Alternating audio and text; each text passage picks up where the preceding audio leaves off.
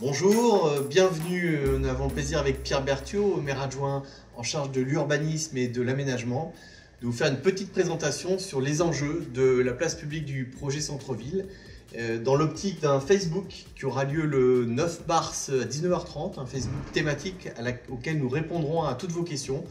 Et donc vous avez cette présentation qui va durer à peu près un quart d'heure et qui vous permettra d'y réfléchir et de pouvoir être prêt pour ce 9 mars. Alors, l'ordre du jour, c'est un rappel du projet Centre-Ville pour connaître un petit peu le contexte dans lequel se pose cette question du centre-ville. Nous verrons ensuite les procédures réglementaires en cours, les négociations foncières, les questions liées aux espaces publics et bien sûr, donc, essentiellement, la concertation qui va être lancée sur cette place publique. Alors tout d'abord, pour vous dire que pour nous, la concertation, c'est extrêmement important sur ce projet. Un projet qui a démarré en 2009 avec l'établissement public foncier d'Île-de-France, avec lequel nous avons agi pour avoir la maîtrise des terrains. C'est très important lorsqu'on est une collectivité de pouvoir maîtriser les terrains. Nous avons ensuite, à partir de 2016, fait une concertation pour définir les grandes orientations de ce que l'on souhaitait voir et conserver dans ce hypercentre. Et puis vous savez qu'il y a eu ensuite une sélection de 5 opérateurs parmi plus de 40, de manière à voir un petit peu ce qui était proposé. Nous avons fait une consultation citoyenne, rappelez-vous, avec un vote sur les 5 projets.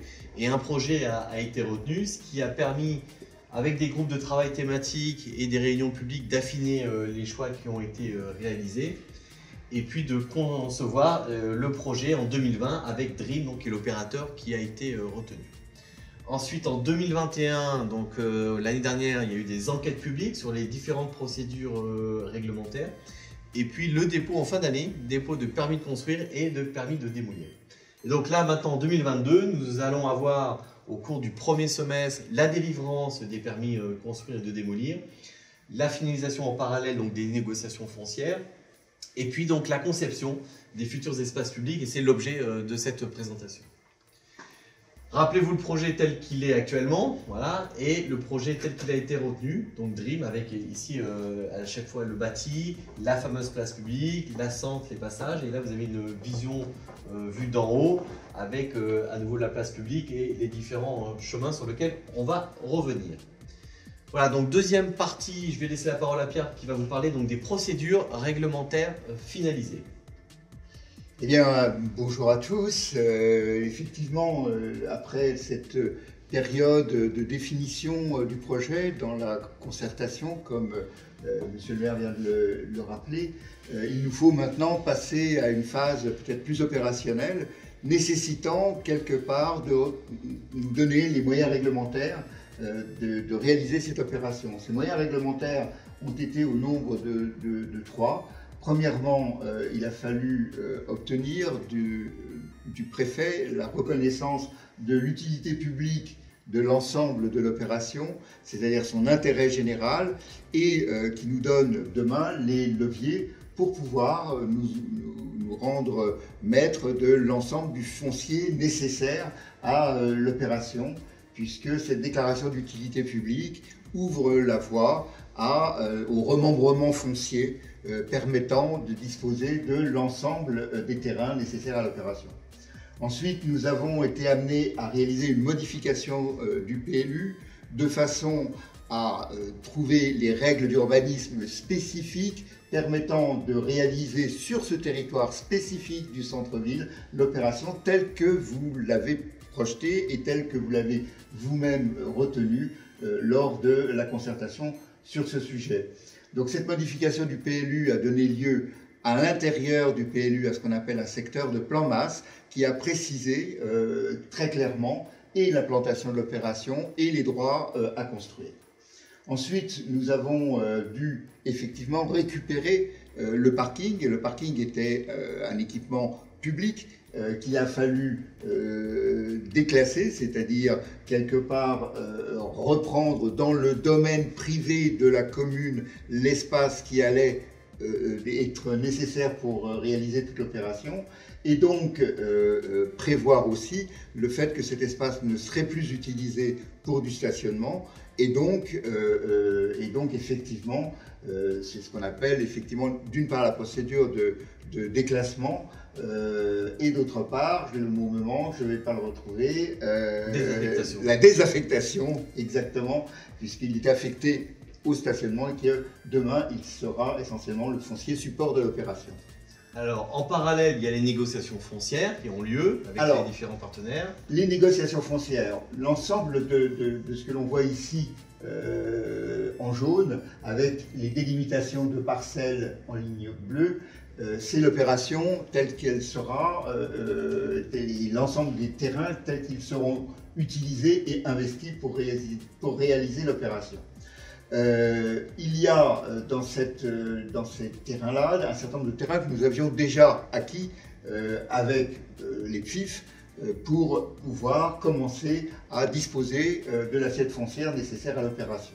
Et puis d'autres qui restent encore aujourd'hui à acquérir. Je pense particulièrement à la Poste, pour laquelle pour l'instant les négociations ne sont pas terminées et le débat a toujours lieu. Je pense aussi quelque part à la propriété du docteur Michaud, qui pour l'instant n'est pas acquise par la ville, qui devra l'être parce que comme vous le voyez elle est totalement stratégique en plein centre du projet, mais quelque part nous sommes toujours dans la négociation avec Michaud et toute la famille Michaud pour envisager les conditions dans lesquelles ces terrains nous seront cédés. Bien sûr, le parking de la Poste, dont je viens de parler tout à l'heure, et qui a été et désaffecté et déclassé, et qui se trouve lui aussi au cœur du projet. Mais donc ce parking, nous en sommes évidemment déjà propriétaires.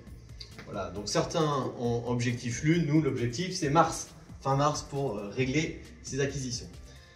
On en vient à l'essentiel du sujet, donc les espaces publics à venir. Et donc je laisse à nouveau la parole à Pierre. Alors, sur les espaces publics à venir, il y a une notion importante qu'il ne faut jamais perdre de vue à Orsay, c'est la déclivité du sol. Il faut savoir qu'entre aujourd'hui la voirie routière existante et la Sente, il y a à peu près 3 mètres de dénivellation. Et la question se posait de savoir comment on allait négocier ces 3 mètres-là. Fallait-il commencer par un emmarchement tout autour de la place pour surélever la place elle-même et négocier un passage plus aisé vers la Sente, ou fallait-il mettre la place au niveau et trouver d'autres moyens d'accès vers la Sente?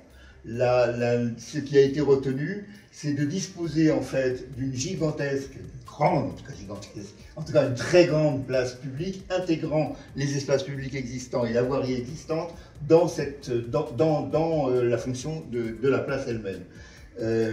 On a effectivement donc obtenu aujourd'hui que nous ayons en fait une place qui va négocier un peu 2 niveaux, une place dite haute et d'autres places dites basse. La place basse, c'est-à-dire cette partie ici, étant en jonction directe avec la voirie existante. La place un peu plus haute est en déclivité progressive jusque vers la Sente, laquelle Sente disposera ici d'un escalier pour pouvoir rejoindre la place, donc dans les 2 sens.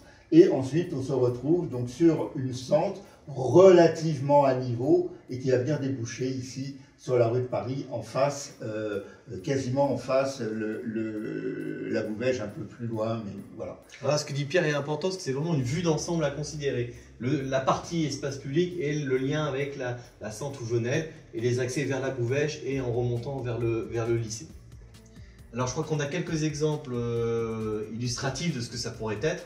On voit bien ici, quelque part, on se trouve situé en face la rue Verrier, un peu au débouché de la rue Verrier. On regarde vers le fond de la place. On voit une sorte de délimitation à peine très fine entre la voirie et la place, mais on est sur la notion de place basse. Et on voit au fond de cette place l'escalier qui permet de négocier les fameux 3 mètres dont je parlais tout à l'heure et arriver sur la Sente piétonne qui va donc déboucher de l'autre côté sur l'autre partie de la rue de Paris. Voilà, alors quelques exemples, je pense. Alors des exemples intéressants, oui, qui quelque part nous montrent les différents aménagements possibles permettant de mixer l'usage du végétal et l'usage du minéral. Sous différentes formes, soit des pavés enherbés, soit des lanières vertes à l'intérieur de l'espace minéral, soit effectivement des espaces végétalisés un peu plus importants. Bref, on a réfléchi à différentes solutions, il y en a plusieurs qui ont même été testées dans d'autres villes. Rien n'est tranché et il faudra que nous en débattions. Les espaces publics à venir, voilà, c'est d'autres exemples possibles. Donc voilà la place telle qu'elle était dessinée au départ à l'issue de la consultation. Si on décide de mettre la place au niveau de la voirie, évidemment, nous n'avons plus cet emmarchement, ou très peu, puisqu'on se retrouvera effectivement au même niveau que la voirie. D'autres idées, c'est que même si cette place pourrait apparaître là ainsi minérale, comme nous sommes sur un lieu où quelque part nous sommes sous la place en pleine terre, il n'y a pas de parking, on peut faire ce qu'on veut. On peut même planter des arbres de très haute tige si on le souhaite. On peut envisager en tout cas d'utiliser tout cet espace pour un mélange de végétalisation et de minéralisation comme on l'a vu tout à l'heure. Tout à fait. Alors donc toute l'idée maintenant, c'est qu'on puisse vous associer le plus nombreux possible à cette phase de concertation. Et pour cela, il va y avoir plusieurs étapes. Donc évidemment, il y a la présentation d'aujourd'hui qui est un peu le pot commun que nous mettons au débat. Il y aura donc le Facebook thématique le 9 mars à 19h30 avec un jeu de questions-réponses auquel on se prêtera avec Pierre sur la base principalement de cette présentation. Mais bien sûr, si vous avez d'autres questions, on y répondra avec plaisir.